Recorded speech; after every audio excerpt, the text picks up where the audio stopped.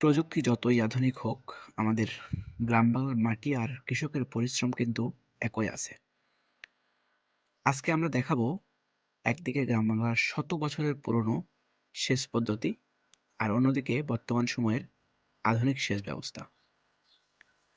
কোনটা কম খরচে বেশি কার্যকর, চলুন দেখে নেই।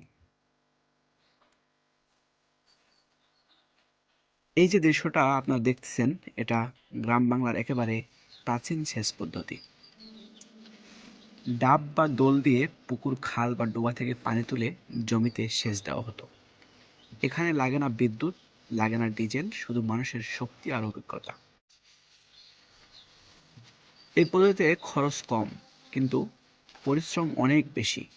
আগে আমাদের দাদারা এভাবেই ধান, পাট, সবজি চাষ করতেন। সময় বদলেছে, বদলেছে সেচ ব্যবস্থাও। এখন মাঠে ব্যবহার হচ্ছে শ্যালো মেশিন, সাবমের্সিবল পাম্প আর স্পিয়ারিং সেচ ব্যবস্থা।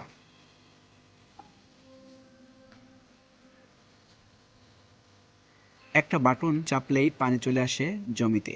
কম সময়, কম শ্রম, কিন্তু খরচটা একটু বেশি। পুরনো সেচ পদ্ধতিতে খরচ কম, পরিবেশ বান্ধব, কিন্তু সময় ও শ্রম বেশি।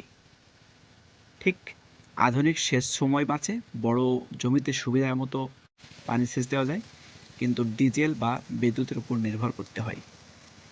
তাই ছোট কৃষকের জন্য এই পুরনো পদ্ধতি অনেক জায়গায় কার্যকর।